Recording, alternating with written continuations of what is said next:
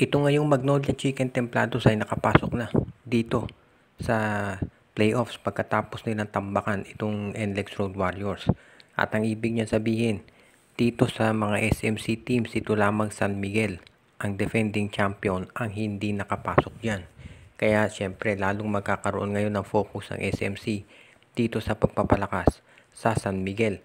Ang tanong lang ay kung ano ang gagawin nila. Sa tingin ko maraming movement na mangyayari dyan at ang isa dyan ay dito sa Phoenix Fuel Masters na eliminated na rin.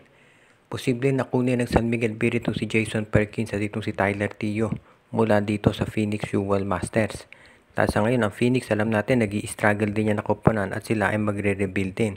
So hindi na nakapagtataka na sabihin na natin na magkakaroon ng mas magandang opportunity itong San Miguel na makipag-trade kung Phoenix ang kausap nila. So abangan na lang natin ang posibleng mangyari dyan. Itong si Tyler Tio at itong si Jason Perkins ang kukunin ng San Miguel Beer. Kapalit itong si Mowala Tautua at si Jeron Teng. Mukhang yan ang pinag-uusapan nila ngayon. Dahil itong Phoenix, alam naman natin na veterano na itong si Perkins at si Tio. Gusto na rin yan siguro na maglaro sa isang team na makapagko-content sa playoff at championship. At yan ang dahilan kung bakit sila kinakausap ng SMB. Ngayon, kung kukunin ng San Miguel ito si Perkins, mawawalan sila ng center dahil mas malaki si Tautuba kay Perkins. At yan siguro dahilan kung bakit ang San Miguel kukunin rin itong si Kmar Carino mula dito sa Terra Firma Jeep. At baka maging kapalit naman yan ay itong si Rodney Brondial.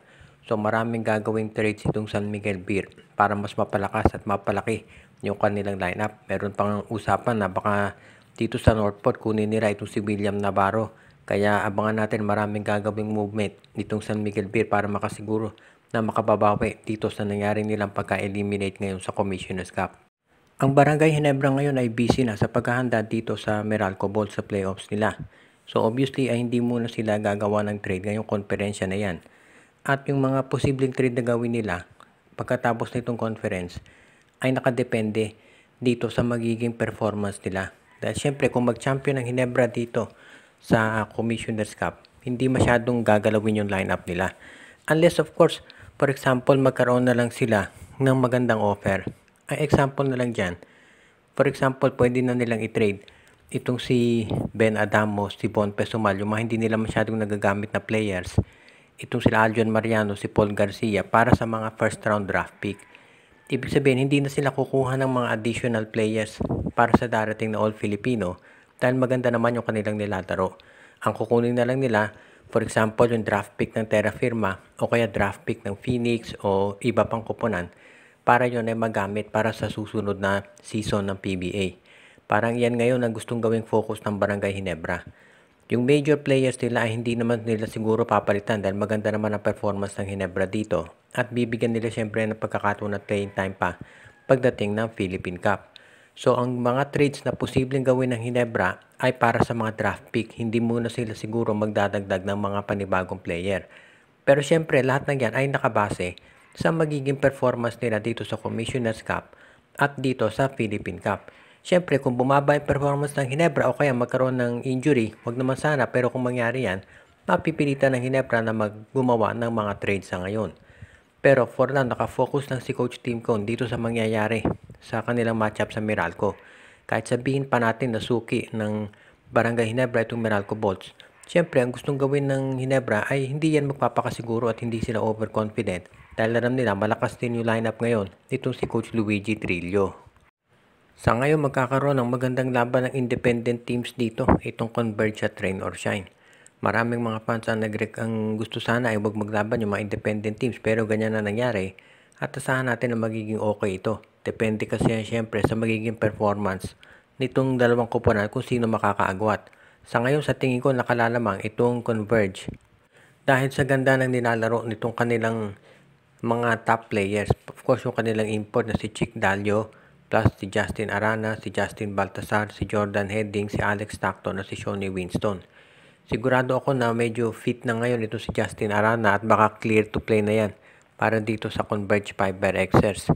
Medyo magiging mabigat dito dahil syempre mahirap ka matchup yung ang daming magagaling na players ng Converge pero itong Rain or Shine malalim din yung bench nila. So kahit may injury ito si Gian Mamuyak, marami namang wingmen itong Reynolds yan. Nandiyan of course si Jonard Clarito, si Andre Caraco, Tanton Asisio, si Felix Lemeti, at yung iba pa.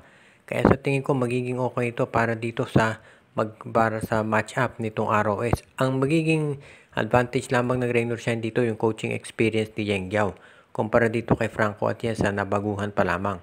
Pero nandiyan naman yung kanyang mga assistant coaches at syempre, sa tingin ko, of course, eventually magkakatalo yan dito sa kanilang mga import.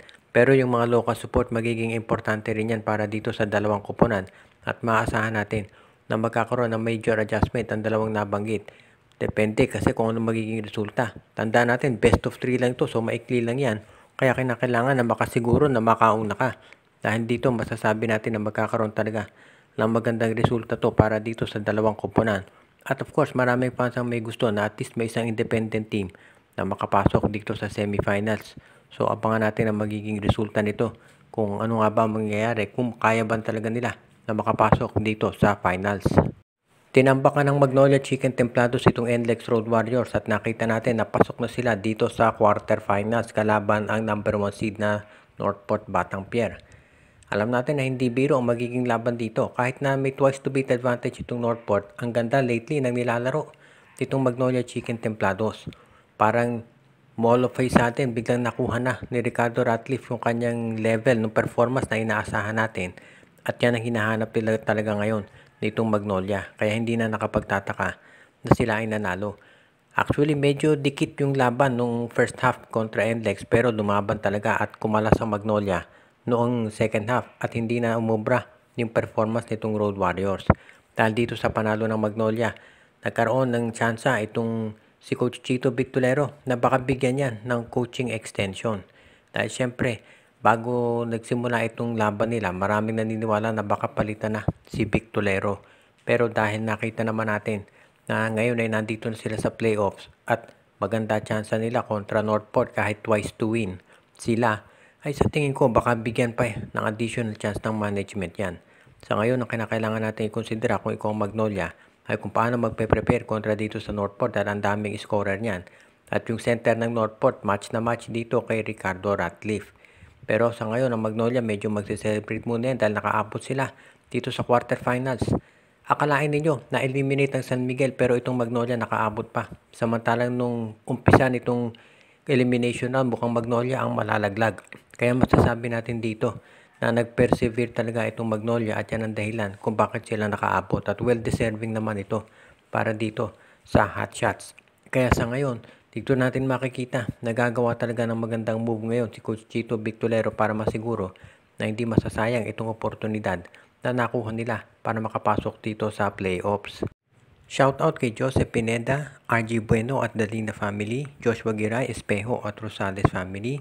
Pinabati din natin si Jonel Aragon, si Michael D, Alicia Garcia, Ireneo Salangsang, Edwin Carmona Jr., Malyari Mascariñas, Dalmacio de Guzman, Anthony Alon, pati na rin yung iba pa nating mga regular na mga viewer.